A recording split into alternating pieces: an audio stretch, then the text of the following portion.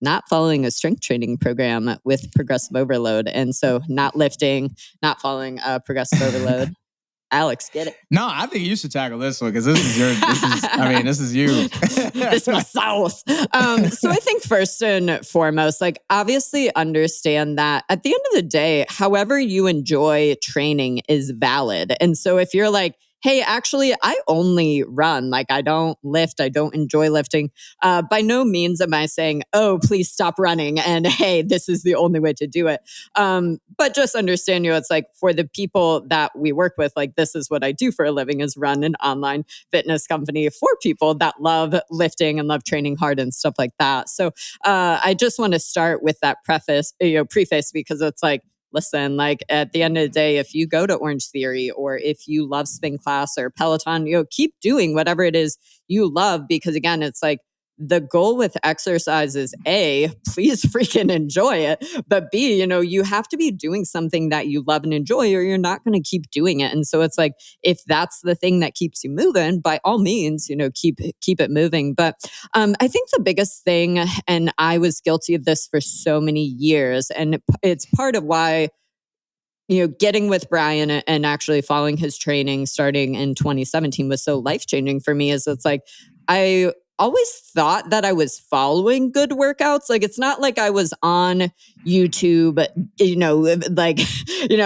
crowdsourcing like random workouts. I wasn't following workouts off of social media from somebody or anything like that. It's like I was following very well-known programs, especially with CrossFit and stuff like that. So I was following Invictus and CompTrain and Misfits and all that stuff over the years.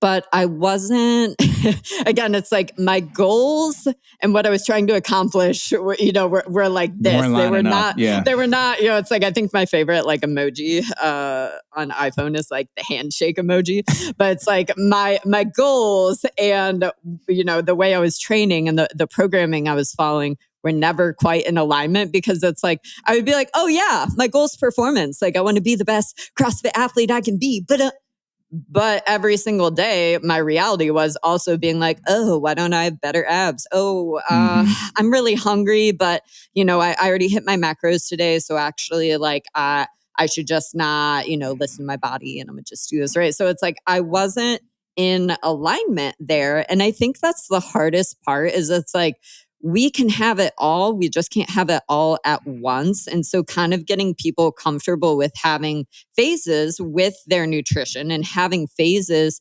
in different periods of time with their exercise, it's like getting those in alignment is so, so important, because again, it's like, it's just that idea of, again, if everything's on the same ship, we can sail into the sunset and get from A to B. But it's like when we're kind of having this push and pull of, oh, well, I want the aesthetics, but oh, I also want to be the best athlete and be competitive and all this stuff. And it just like, again, we want to help people find that happy middle, but mutually understand, we just can't also mutually live at the extremes of like, oh, I'm super shreddy, and mutually, I can also lift the most in the room. It's just such this kind of like delicate balance back and forth. But basically, progressive overload would be a program that increases in difficulty over time. So if we're talking about, we're doing a 6-week strength cycle or a 6-week anything cycle, we're just training you. It's like, maybe if we squat 200 pounds during week 1, that looks like, hey, week 2, we squat 205. Week 3, we squat 210, et cetera, et cetera. So that over the course of the cycle, we are getting stronger. We're actually seeing progression in that way. But for so many people, it's like their training is just so random and they're chasing almost like too much of the novelty. And it's like, it's like the levels of like, what type of results are you wanting and how fast are you trying to get there?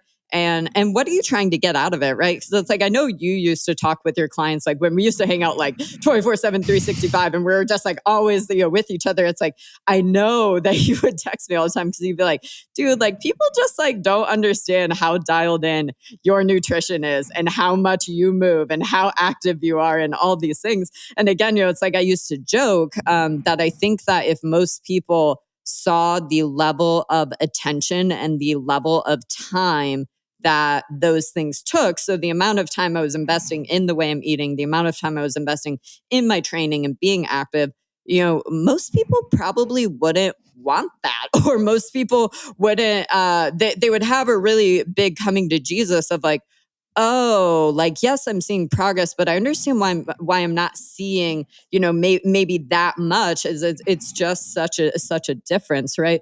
So it's like, I think just helping people understand the idea of following a really good training program and following a plan, right? So it's like with Paragon training methods, all of our programs are periodized throughout the course of the year. So that means like, hey, we're going to have a hypertrophy cycle, and that's going to be followed by a strength cycle, and that's going to be followed by a hypertrophy cycle, and that's going to be followed by a strength cycle. In addition to, every single cycle has a specific goal or a specific thing in mind, where it's like, hey, during this cycle, we're trying to gain strength. Hey, during this cycle, we're trying to gain as much muscle as possible, et cetera, et cetera. And so it's like, again, just the difference of, well, if you're just doing random class workout, or, just, throwing shit at the wall, right? Versus, well, hey, it's like, truly, if you talk to bodybuilders, which I still, it's like, to this day, if you ever talk to me about like, oh, would you ever like do a figure show? I'd be like, bro, I have gotten aboard the sauce in terms of like, oh, I really like hypertrophy and bodybuilding. I really like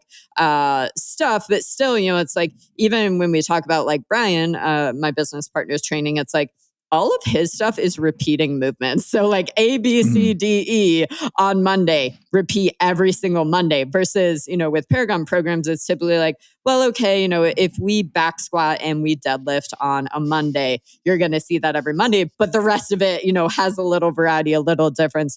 It's like, I'm definitely in the middle ground of like, I need some diversity, but it's just enough. But same thing, it's like when we podcasted with Brian, we talked so much about like how hard it is with like CrossFit when you're just kind of used to like everything, access to everything in the candy shop, versus like, well, when you start following, the programs that make you look really good or give you the physique outcomes, being comfortable with monotony and being comfortable with doing the same things over and over and over. If it's boring, it's probably working pretty well. Like, that's the thing. Like, that's what I think a lot of people have a hard time accepting. Like, if you're doing the same things and it seems monotonous, that's good. Well, and it's like, I think there's a great analogy too there, where it's like people struggle on the nutrition front, where it'll be like, oh, but like, I just really love food and I love pizza and I love all these things. It's like, well, yeah, don't get me wrong. Like, I love movement diversity and I love, all these things. But at the end of the day, my why and my goals is bigger or more important to me than constantly, like kind of stirring that pot. Right.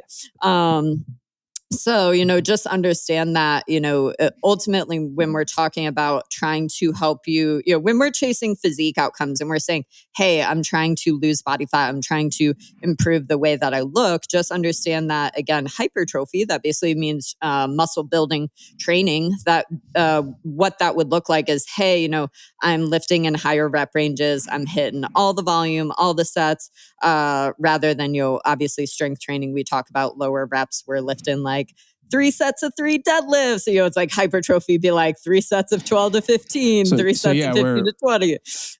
We're lifting to support building muscle or maintaining the muscle that we do have, like while we're in a deficit. Because I mean, if you're in a deficit, you can't, our bodies are obviously having less energy coming in. So like building muscle is not, it can happen for some people, but it's not an expectation. But you can keep the muscle that you do have. So doing things like strength training, or like rather hypertrophy training, can help maintain that muscle and result in a better physique when you do cut, not looking like, was that a melted wax candle, right? Dude, that was an old throwback.